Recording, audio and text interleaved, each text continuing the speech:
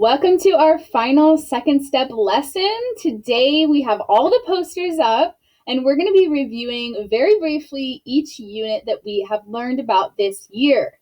So to start us off, we're going to review. We're going to go over what we learned in our first unit back in September, October time during our empathy unit.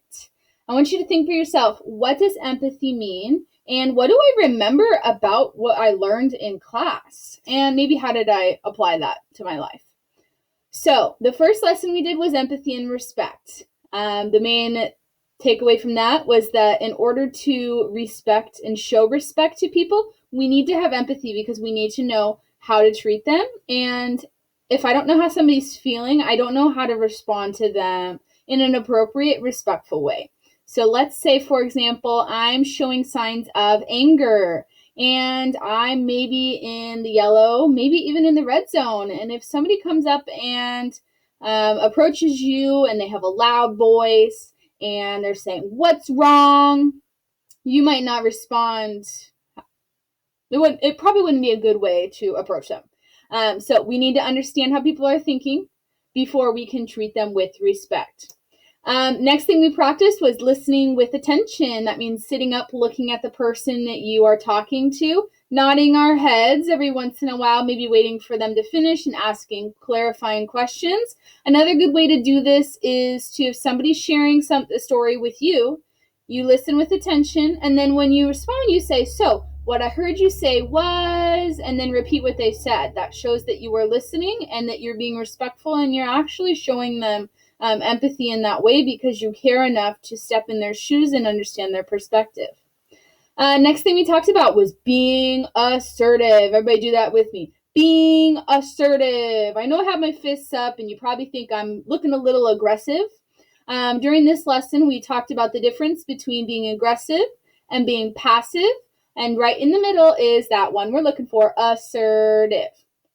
So let's say I'm looking like this. I'm aggressive right now. I'm probably not going to speak to you in a very kind way. And let's say somebody's bothering you and you want them to stop. If I say, "You better stop now," that's aggressive and they're probably not going to stop. They'll either fight you back or they'll totally ignore you or go tell on teacher or whatever the case may be. Another way we can think about this is we have aggressive and the other one was passive. Passive is the opposite of aggressive, where you're not really being serious at all. You're saying, "Haha, please stop." Nobody's going to take you seriously. In fact, when you're laughing like that, it's almost an indication to them that they can continue doing what they're doing. I don't know if you've ever done this, but let's say you're having a fight or you're wrestling with either a friend or a sibling, whatever the case may be, and you're giggling and you're laughing, "Stop, get off of me." They're not going to listen to you seriously because they think you're enjoying yourself. So you don't want to be harsh and be aggressive. You also don't want to be passive because they're not going to take you seriously. In the middle of those two is what we call assertive. Assertive means I am showing you and saying what I need, but doing it in a kind and respectful way. So the example I used in my class and a tool that you can use in the future, if somebody is bothering you, this is just one example of why you would need to be assertive. You can look at them in the eyes and with a serious voice, not loud and not harsh, you can say, "Please stop." Okay, I know we practice that in my class, and it might be uncomfortable to practice it at home, but it is really helpful because then when something actually happens and you need to use that phrase and do it assertively, you have the practice to do it. Next thing we talked about was predicting other people's feelings. You can look at their body language. You can listen to the way that they are talking, whether their tone is harsh and their volume. And you can tell how they are feeling. That is an empathy skill that is super important for you in school, you with your friendships, with your family, but also in life. There's some adults that maybe don't know how to predict other people's feelings, who get into conflicts with other adults, maybe in their job, and it doesn't end very well. So I want you to be thinking about what can I do to read people's body language and put yourself in their shoes. If I was in that situation, how would I feel? Taking other people's perspectives after doing so is another thing we talked about. Accepting differences. During this lesson, we talked about prejudice. I don't know if you remember that word. Prejudice is the word, and it means to prejudge. So it means to judge something based on an assumption you have about other people. Sometimes we talk about stereotypes in this way, but it doesn't necessarily need to be based on an identifier. So, for example, their race or their gender. Say, oh, all girls are this way, so therefore you are like that because you are a girl. It doesn't always have to be like that. Prejudice is anytime you prejudge somebody. So let's say somebody has a tendency to break down and cry when something's hard. So if there's a hard problem coming up in class and then you say, hey, are you going to cry about this? You're passing a judgment on them before you even give them an opportunity to handle that. So that's a simplified version. If you want to know more about that, you can look into that. But that's another thing we practiced in our empathy unit. And then the last thing we practiced in our empathy unit that I thought was a really good way to wrap that up was responding with, the word here is compassion. You've probably heard that word before. I recognize the part that says passion. Passion is when you have a strong emotion about something. And when I say strong, it doesn't always need to be positive, but just something you are having a big thought about. For example, you may be passionate about reading. You have a positive feeling about reading. You also might be passionate about like bullying. And when I say that, I mean bullying prevention. And in that, you may not have a positive feeling about bullying, but you have a strong emotion about that topic. So I see passion is in compassionate. I want to differentiate that compassion means to respond with an understanding of empathy. So I understand how that person feels. Therefore, I'm going to respond how I would want to be interacted with when I'm feeling angry or when I'm feeling sad or when I'm feeling overjoyed. That's how you can respond with compassion. So you got to build up those foundational skills from the beginning, and then you can respond with compassion. So to finish us off on our empathy unit, I'm going to show you the song that we have. Pull it up here, play it real quick. If you want to dance, go for it. I know my class had a fun dance party with this one. It's called Walk, Walk, Walk.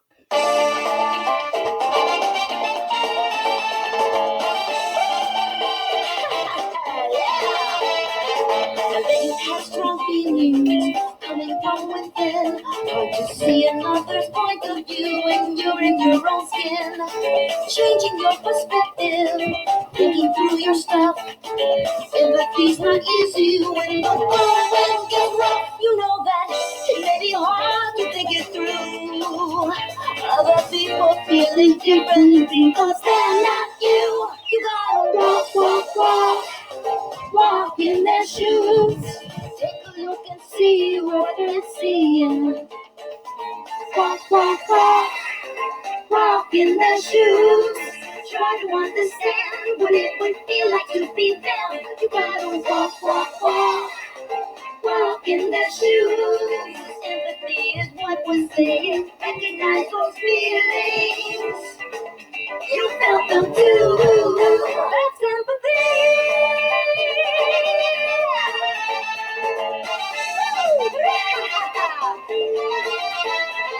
You see she's getting angry. You feel that feeling too. Embarrassed, jealous, scared, strong emotion through and through. Empathy's the pathway to recognize and walk. So you can dish out some compassion and really walk the talk. People showing strong feelings, what do you do? Show them that you get it. Treat them with kindness, through and through. You gotta walk, walk, walk. Walk in their shoes. Take a look, see what they're seeing. Walk, walk, walk. Walk in their shoes. Try to understand what it would feel like to be them. You gotta walk, walk, walk. Walk in their shoes. Empathy is what we're saying. Recognize those feelings and reach out to yeah, empathy. Empathy.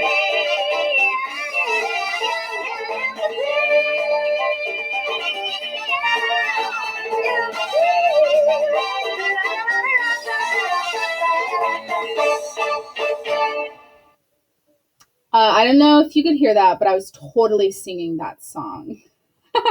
It's one of my favorite from our second step. As you see behind me, I've changed the poster. I've just pulled the other one off. We're going to be reviewing Unit 2. And this one won't take very long because I videotaped a lot of these lessons for you while we were closed from school. So we're just going to review the calm down steps and then talk about some emotions that can be helpful to use this strategy when you're feeling those emotions. So we talked about managing our emotions. One thing I want to say, though, is we cannot control our emotions. Things happen out in the world, things happen to you, and we cannot physically control how we feel about that. What we can control is how we act based on that. So sometimes we get up into the red zone, even though, and we have to come down with strategies on how to get out of that red zone. So we can think and act in ways that we would normally think and act. We're going to review the hand brain. So if you put your thumb right in the middle there, that's your amygdala. Cover it up, your frontal cortex. That's that part right here that controls your decision making, your planning, and your actions. So your amygdala is feeling that strong emotion, whatever it may be. You're shaking that thumb, and then now we're feeling it in the front here. And what happens when it's so strong is we flip our lid. Now we're not acting how we would typically act. Maybe we say something that we don't mean. Maybe we do something that we didn't intend to do. It's repairing that after the fact, or even coming down from that before you act or say something that you don't mean. So the 3 steps for the calm down strategy. First one, very important. What is the feeling that you're feeling? If I can't identify it and put my finger on it, I'm feeling frustrated about this.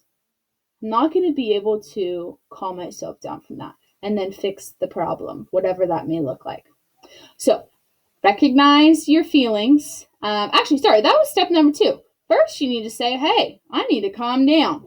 Hold up, chill, wait a minute, and then you can say that. Sorry, I mixed those 2 up. I'm used to being able to just do that, but it is important to stop yourself because sometimes we can just, name our feeling. Maybe if we're in the yellow zone, in the red zone, we first need to identify that, hey, I'm not acting how I would like to be acting. Maybe this emotion is taking over my thoughts.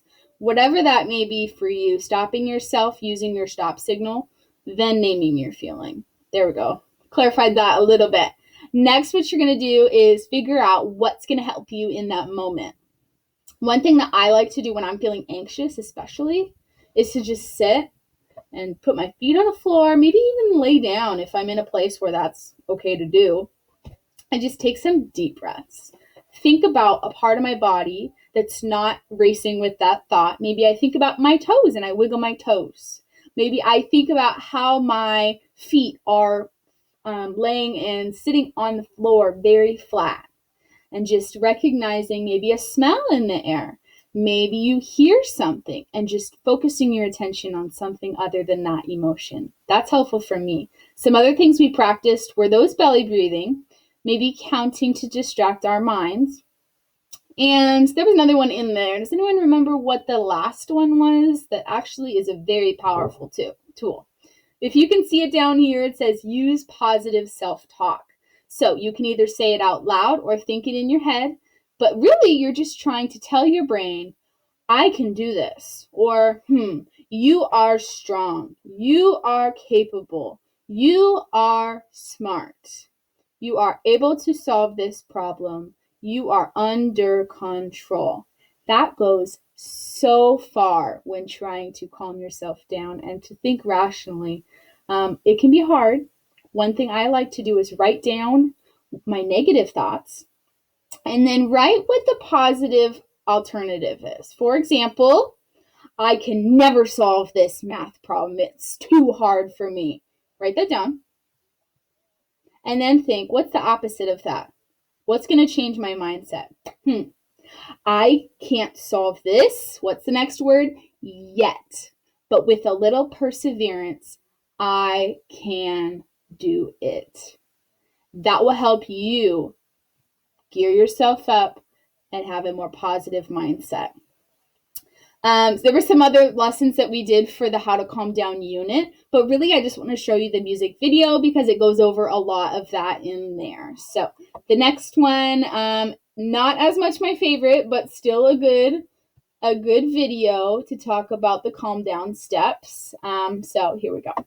It's astounding. How intense is this feeling? Anger is building up. You need some healing. But listen closely. There's a way to do it. Feel the power. Keep control. Work on through it.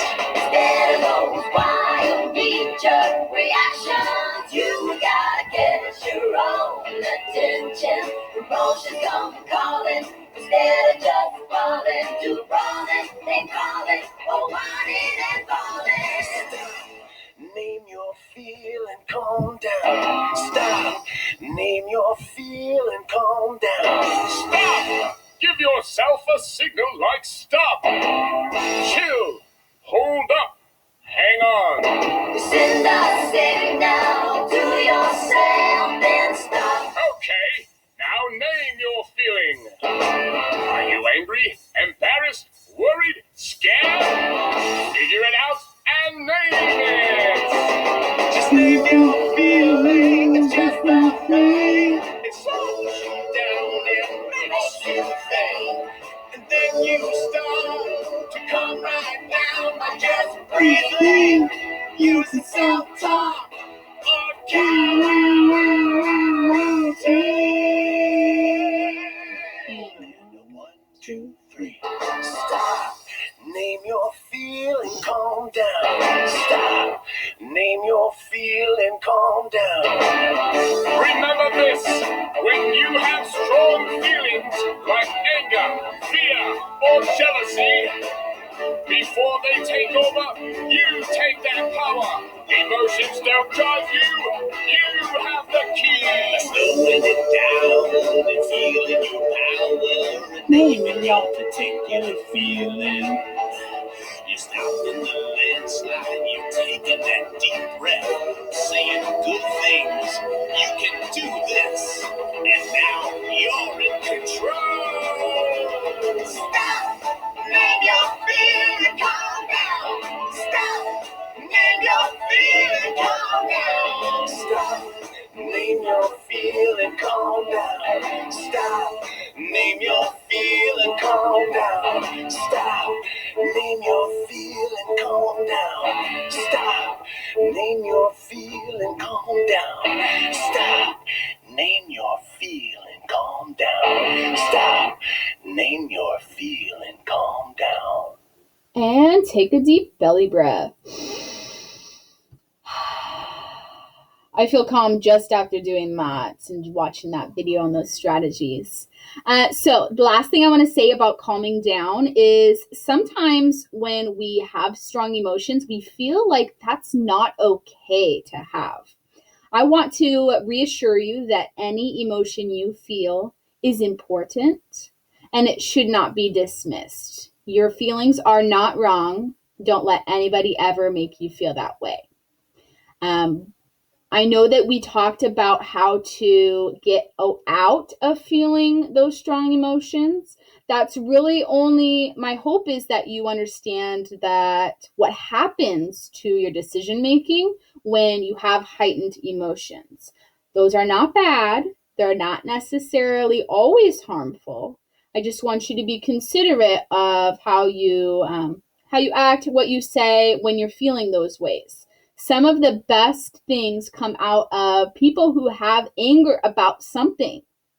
For example, let's say somebody is gossiping about you and you start to feel angry about that. Maybe you're super, frustrated and upset and infuriated by that gossip that they're starting. That's not a bad emotion to have.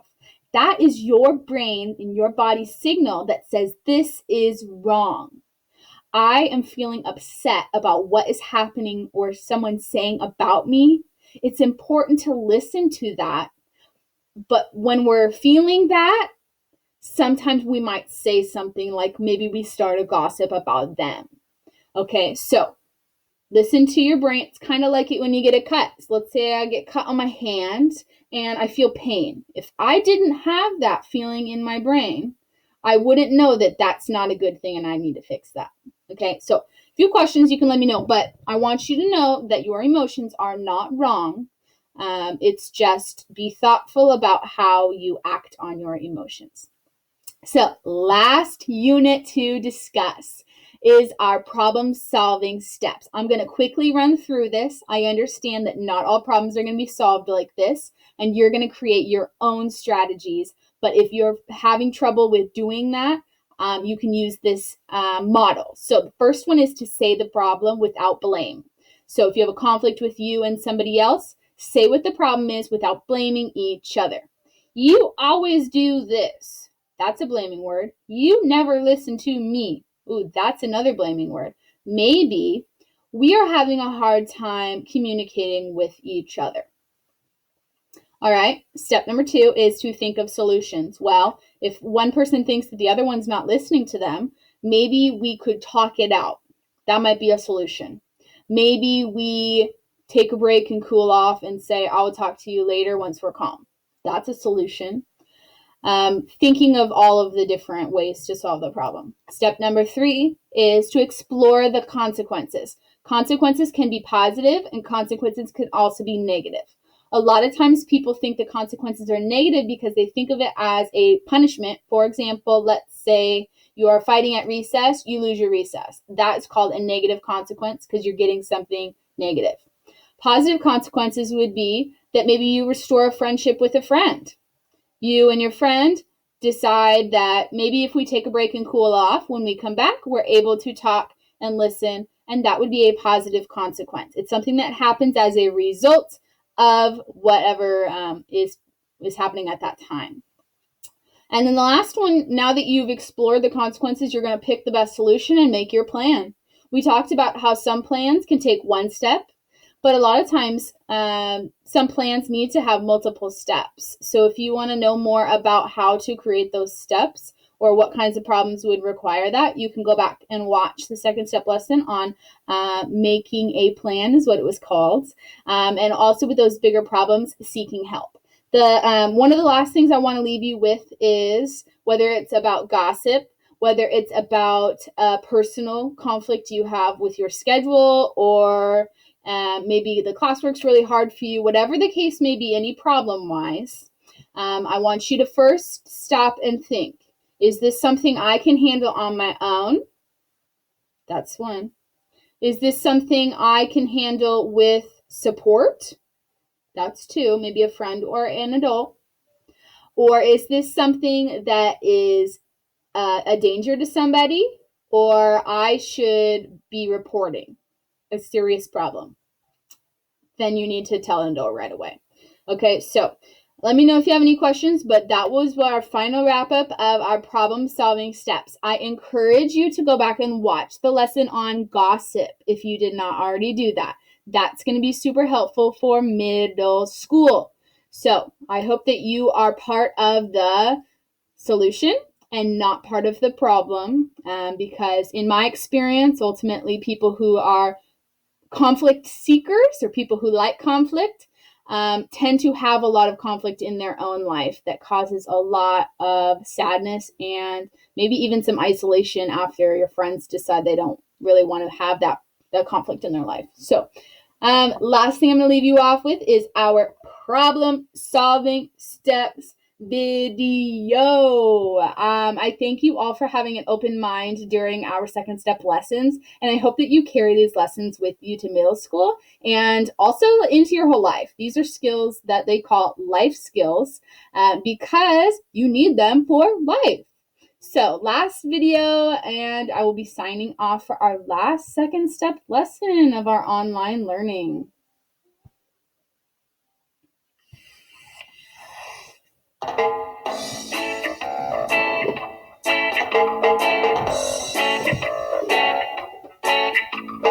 Here's a great way to remember. Keep it strong in your head, yeah. After the storm of strong emotion. solutions. Here's the way to solve the problem, yeah. I said step. I just remember to step. Oh, giant.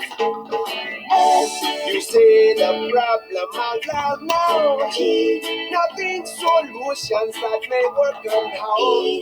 Explore consequences, what would happen if. Now pick the best solution and make your plan, yeah. You got to step up to be cool, yeah. S-T-E-P. Give your power now. After the storm of strong emotion. S-T-E-P. Solve the problem now. Now listen to me, all you good people. There's nothing wrong with strong emotion. But after you calm it down, you still got a problem, see? Now you gotta fix it. And you can. Oh, you step up. Let me show ya. Say you're in line and a kid come cuts in front of ya. Whoa, that make you mad, brothers and sisters. So feel it and calm it and take another look, yeah. Whoa, let me show you now. You see the problem out loud now. You both want to be first in line. No blame. Now think solutions that may work and how. Now these gotta be safe and respectful. No pushing, no shoving. See? Explore consequences. What was happening? How will other people feel? How will you feel? Will it work? Now pick the best solution and make your plan, yeah. Choose it and act on it. You got to step up to be cool, yeah. S-T-E-P. Give your power now. After the storm of strong emotion. S-T-E-P. Solve the problem now. You say the problem out loud now. Now think solutions that may work on how. Explore consequences, what would happen if. Now pick the best solution and make your plan, yeah. You got to step. I just remember to step. Oh, giant, say you wanna step. You got to step, you got to step. Oh yeah, step.